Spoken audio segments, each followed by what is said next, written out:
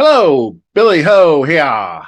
We are doing Detroit Rock City again, second show of the week. This is the typical show where I do DraftKings plays, pricings out, all that good stuff. And I got to ask you to join my contest. It's $2 entry, link in the description. So, what we're going to do is for the Rocket Mortgage Classic, Detroit Rock City, we're going to talk about ownership and then what kind of leverage we can get, lineup construction type stuff, pivots, and also we'll finish off the show down low and see if we can't find some value to make those lineups work. And so without further ado, I ask you to please subscribe to the channel, smash the like button, and give us some comments and let us know who your low-key pivots are this week, say in the low 8K range. Let's go.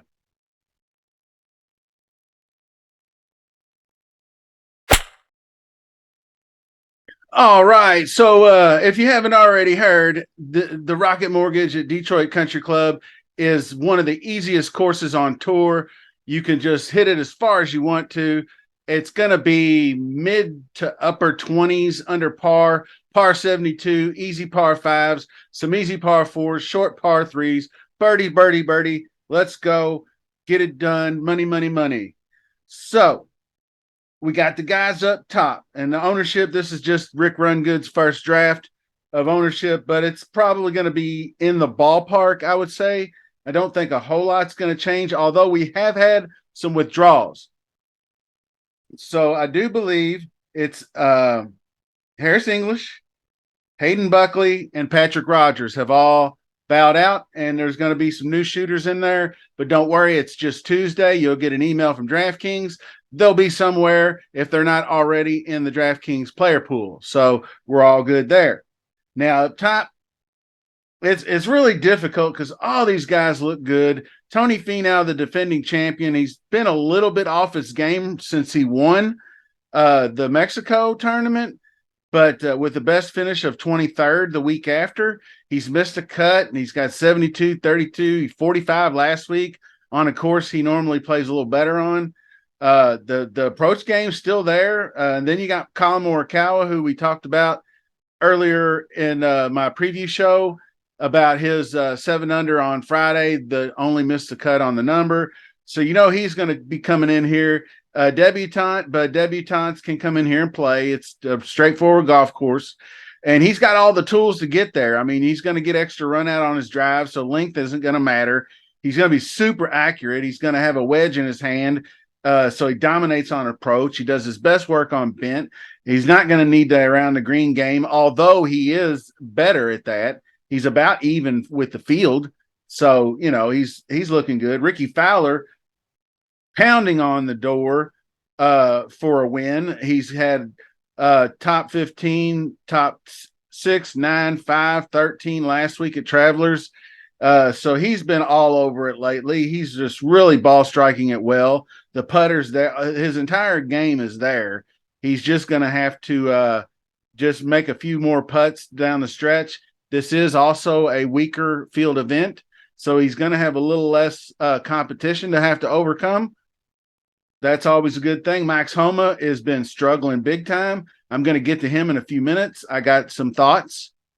Justin Thomas finally turned it around. And now all of a sudden, everybody poo-poos JT on Twitter and says how bad, you hired Bones and Bones is not helping. Bones is supposed to help him putt. He can't putt. Now everything else is falling apart. He got married. Everything's wrong.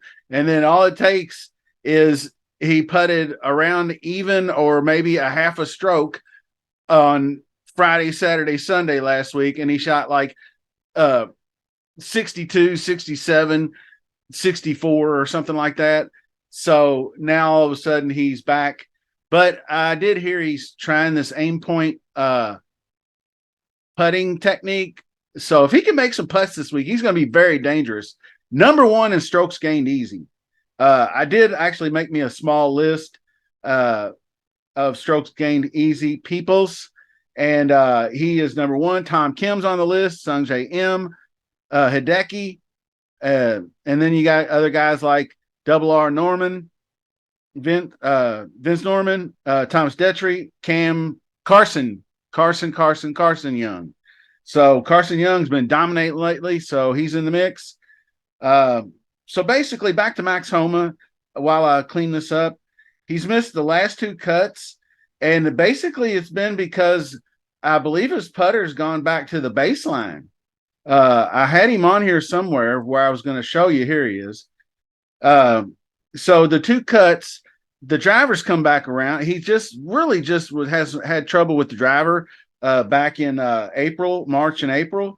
But then it's been slowly straightening back out, and now he's back to about a half a stroke to 8, 0.8 is not terrible. And then even he almost gained a full stroke at Travelers.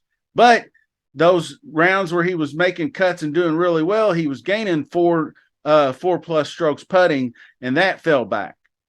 So that kind of cost him, and the approach game kind of fell back, and he's been really, really good with the approach. But I think this is a golf course he can get right on. I think it's an easy, although I will have to do a little bit of deeper diving because it seems like a lot of the tournaments that he does really well at is like Farmers and Genesis are tougher courses. But he's won like back-to-back Fortinets, which Fortinet is not a super hard course. So I do believe and that's kind of one of those straightforward courses out west. So I think this course is going to be right in front of him. He's actually got decent results. So I don't think he's going to hurt you by missing the cut. I think he might be a top 25 candidate at worst. He needs to get 90 plus. He needs to be pushing 100. I think he can get to 100. So I'm okay with Max. I think that I will add him in as my up top pivot because he seems to be the guy, or Morikawa. One of those two guys. You could start if you start Morikawa and Homa. You got everybody over a barrel because nobody's going to do that. Those are the two lowest owned guys up top. Then you got Tom Kim 9,800. I'm really really big. I think I do. I do like JT for everything I just said. I posted in the Discord. He did exactly what I just told you. So he's basically been playing all these elevated events and difficult courses recently. And so get him on an easy course and he could dominate. I mean, he can win golf tournaments without even gaining strokes putting. So, that says it all about JT. And then you got Decky in the same boat. He's just been mashing it lately. The neck injury seems to be behind him. But he's got a couple of decent finishes in the past and a miscut. But everything's been rolling pretty smooth, swimmingly for Hideki. Sung Jae had the bounce back to the 29th last week, but he didn't really fire fully. He does have an 8th place finish 2 years ago here. Cam Davis is the odd man out. I mean, he's just overpriced is why. I mean, if Cam Davis was 8,600, he'd be 27%. So the overpricing on him is good if you like him.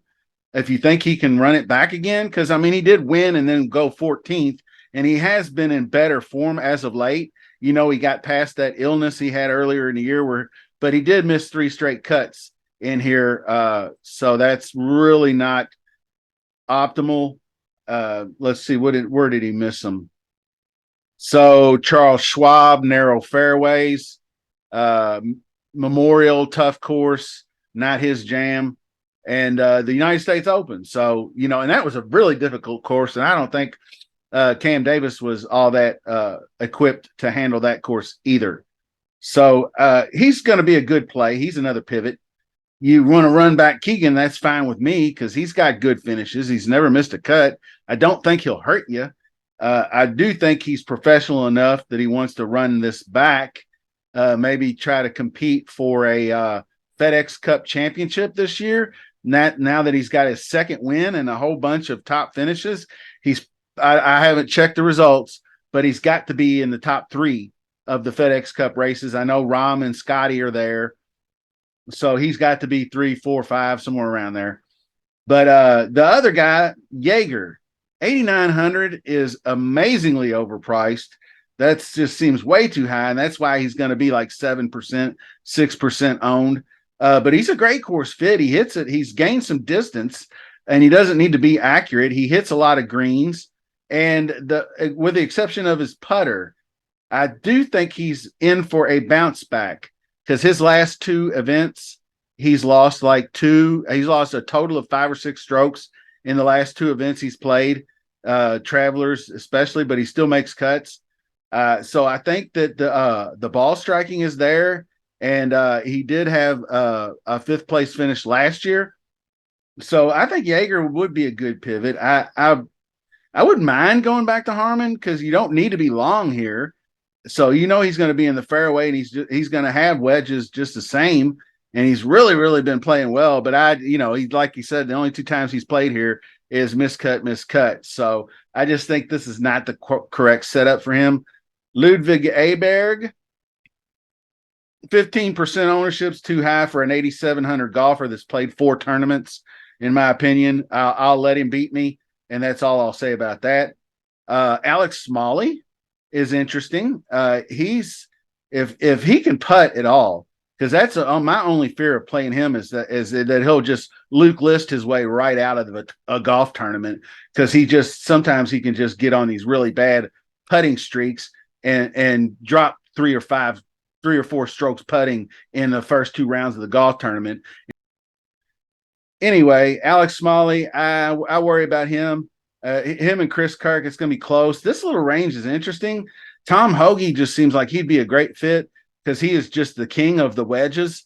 I mean, you dial him in from 100 yards and he just seems to pepper greens, but the putter doesn't always cooperate. So if you're looking for him, then you're going to need that putter. But Sepp Straka was the one I mentioned as the pivot down here.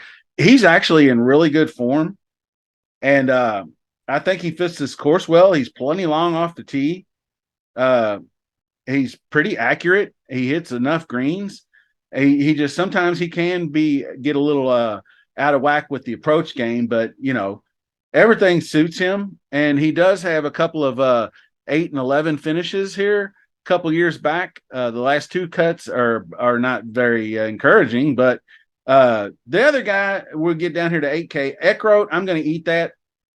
He's just playing too well not to play him here. He's seen the course before. He missed the cut, but he hits 70% of his fairways, which, whatever here, but still he kills it off the tee. He's good on approach. He's doing everything green across the board, tee to green. There's no reason not to play him. I think you can get different elsewhere. He didn't really prove me wrong last week, but he didn't prove me right either. 24th last week, I went with like KH Lee, who I think missed the cut. But anyway, I regretted that one. Seabez, I'm not really feeling it this week. It's just a bomber's paradise. He let me down big time last week with that missed cut. I thought for sure he was a better fit for Travelers. Højgaard is in the field. He's probably one of the longest hitters in this tournament, but he's really struggled lately with the rest of his, with like approach game and things of that nature. So these stats can be a little deceiving. And he's not very accurate. So I don't know what to think of him just yet. He does seem a little bit too popular for his own good. Like I said, Rogers is out. Bramlett, I mentioned in the previous video. I think I'm going to give him a whirl because he just seems to be, he's just too long off the tee, and he's just been too good in other aspects of his game that used to be weak. That's why he missed those 3 cuts. I think this year he finally breaks the chain of missed cuts. And then we get down here to like Gordon Sargent. I'm playing JJ Spawn over Gordon Sargent. I'm sorry. More proven golfer. He's won golf tournaments. Give me JJ. I know he's a little bit higher owned. Brendan Todd's been looking pretty good lately, but I don't know if this is quite the place for a guy who hits at 280 off the tee. The Gimmer is going to be popular, but I'm eating that too. He's just been playing too damn good lately with the top 15 finishes, 72% accuracy, and he hits almost 70% of his greens, and he's improved the putter, and that's usually where he gets killed. So he's looking good to me. Pendrith, I would normally like here. He had a 2nd place finish last year, but man, he's really struggled. The rest of these guys, you can just six in one hand, half a dozen the other. Detry, I mentioned, as strokes gained easy. His form's been pretty good lately, even though he did miss the cut at Travelers. But he's been making cuts, and he is Mr. Easy Course because he normally usually plays those Caribbean, Corrales type Puerto Rico courses. So this is complete polar opposite of that, but take that for what it is. He's low owned. Sam Stevens, I'm back on the Sam Stevens train. I'll play him over Ches. Ches showed signs of the ship breaking up down the stretch there. Even at the end Saturday, he started giving it up a little bit, and then he just couldn't make any birdies on Sunday. That was awful. You can't do that at a birdie fest. So I'm thinking that he's not going to be a play. I love that he's 13% owned, so y'all can have that all day. I'll take a 6% Sam Stevens, who can mash it off the tee and who hits fairways and is pretty good and does struggle with the putter, but this is a pretty easy course to putt on. I think he'll make more than enough birdies. So anyway, in here, getting down to it a little bit more, boy, it's going to be tough to decide. I mean, there's all kinds of guys through here. Neesmith let me down last week. That's disappointing. This ought to be a Will Gordon jam. He let me down last week. He makes a ton of birdies. Maybe this is the place to play him. I made that mistake last week on playing him at a course he couldn't use his length on. So maybe he can use his length here, but he's 0 for 2 in the old cut department. So I'll probably pass on him. Carson Young, he lock button for him. Dylan Wu, I'm running back. Absolutely missed the cut last week, but he's too good not to make it here. He's long enough off the tee. He hits a freaking ton of greens in regulation. So everything looks good for him. For a nice bounce back, I'll take him. Hayden Buckley's out. Kevin Yu, that was my low-key play. First tournament back, he made the cut and made a little noise. 49th finish, not bad. So you could run him again if you'd like. This would be a good course for him. So he's got one tournament under his belt, and he got all 4 rounds in. So why not? I mean, you'd have to go look at his stats and see exactly what he did right and wrong, because he can struggle with the putter, but he's just nuts off the tee and a really good approach player. He hits a ton of greens. So that's all good signs for him. Still waiting on Ben Martin to snap out of it, really. Getting down here a little more. Scott Stallings is intriguing. He's just missed way too many cuts, but he's got a really good history here. So you talk about a guy who nobody's going to play. But I'll take Double R Norman, 6,900. Like I said, he lines up everything perfect for this course. He's not played it, but if this is one of those easy courses like Mexico and Byron Nelson, wide open, off the tee and just make birdies, then sign me up for a Double R. Down here a little further, guys like Ryan Gerard, I think, are pretty steady dudes. Sam Ryder is a guy that I used to play all the time. I haven't played him much this year because he hadn't been really all that great. He goes through these lulls where if he gets the irons going, he can flat out destroy a golf course like this, but he just hasn't been there recently. So I'm not really sure what I'll do with guys like Ryder, but and then there's other guys down here. Norlander's got good history here. Jimmy Walker's been mentioned, and I don't mind Jimmy Walker at all because he's really long off the tee. He's just wild, and accuracy is not going to kill you here. And but what he's been doing really, really well this season, and why he had all those good finishes before, was his putter. So if he can keep that putter rolling, then he is a definite play at sub. You're talking like sub 1%. So Kevin Tway's in the same boat. He's sub 1%, guy that hits a ton off the tee, and he's made some cuts earlier in the year, so he wouldn't be out of the realm. Mentioned Troy Merritt. He hadn't made a cut since Nam, but he's got 3 top finishes in a row here. So there's going to be some deep diving going on down here. Vince Whaley's another long one off the tee, 17th last year. Interesting.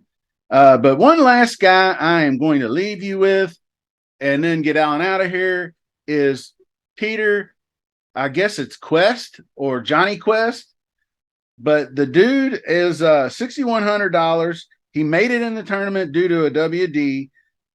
He was my man in the Outlaw Tour days during COVID, which were nothing but birdie fest. Whoever can make the most birdies wins the tournaments. And Peter Quest was always up in there. So I'm digging him, and he's made some cuts since he's been on the tour, and birdie fests galore. He sets up perfectly, and you can do a ton with a guy at 6,100. So best of luck this week. Go out and win some money. And till the next video, we will see you soon. Thank you for watching.